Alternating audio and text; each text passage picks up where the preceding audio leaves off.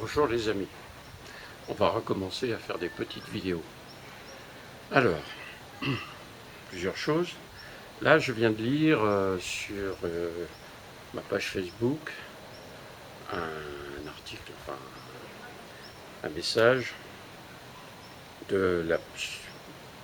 publié sur la page de Jean-Marc Jancovici. Pour moi, c'est un personnage important, c'est quelqu'un qui a su très tôt, il y a plus de 10 ans déjà, nous expliquer pourquoi cette civilisation allait mourir. Alors, je ne suis pas certain que cette page soit bien écrite par Jean-Marc Jancovici. Elle est, à mon sens, plutôt écrite par des gens, d'ailleurs c'est ce qu'ils écrivent sur cette page-là, par des gens qui parlent pour lui. J'espère qu'il approuve ce qui est publié et que ce qu'il désapprouve n'est pas publié, n'est-ce pas? Alors, cet article, bon, il y en a beaucoup, hein, beaucoup sur l'énergie, beaucoup sur... Mais là, cet article qui parle d'une recherche qui a été faite par donc des chercheurs qui ont, paraît-il, calculé tous les aspects liés à la nourriture, hein, l'énergie contenue dans la nourriture, etc. Et la conclusion très globale, très générale, je ne suis pas certain que la vraie conclusion ce soit ça, mais l'esprit général, c'est de dire que la permaculture ne permet pas, ou permet, enfin ne permet pas, n'est pas la solution pour le futur. Alors très bien, il y a plein de gens qui disent la solution, c'est pas ça. La solution, c'est quoi? Parce que si c'est pas la permaculture, la solution, eh ben on est mort. Hein. On est mort. La permaculture, c'est vivre en conformité avec la nature. De toute façon, maintenant, on ne peut plus s'opposer plus à la nature qu'on fait. Hein, on la détruit par tous les bouts.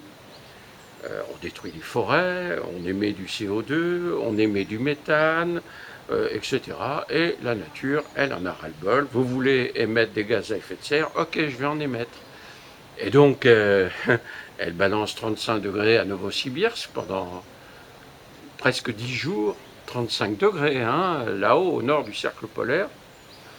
Le permafrost fond, n'est-ce pas? Ils font.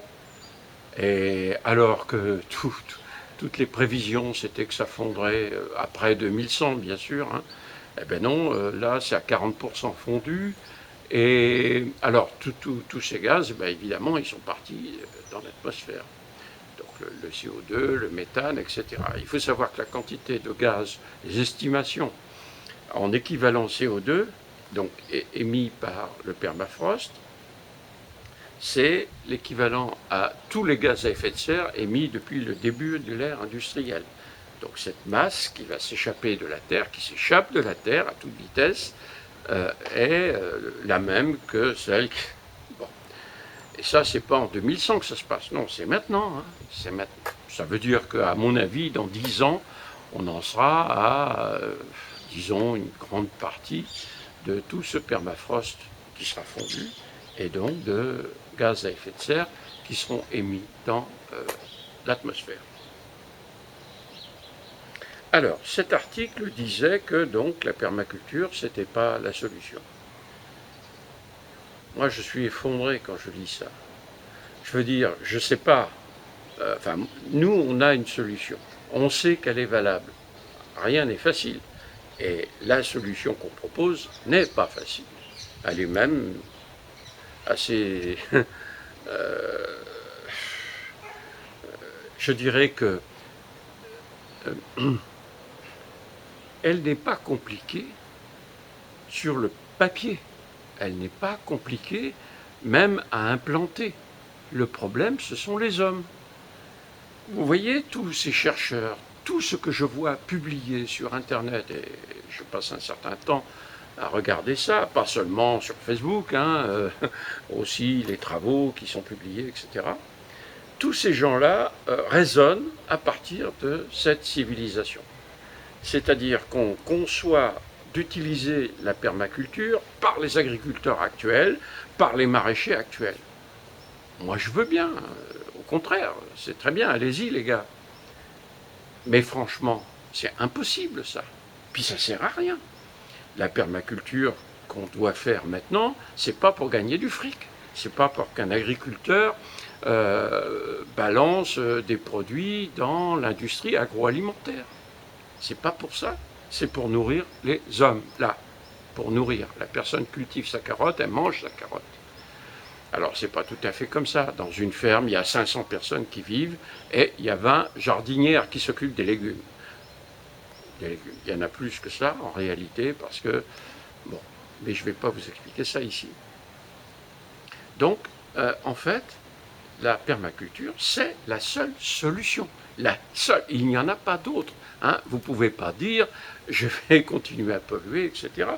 Moi, je pense très fortement qu'on ne passera pas 2030, que cette civilisation va mourir avant 2030. Et j'ai plein d'éléments pour dire ça. Je ne dis pas ça au hasard ou en ayant regardé ma boule de cristal, j'en ai pas. Hein, c'est simplement les phénomènes et la projection que l'on peut faire dans le temps de l'incidence, l'influence de ces phénomènes sur notre vie.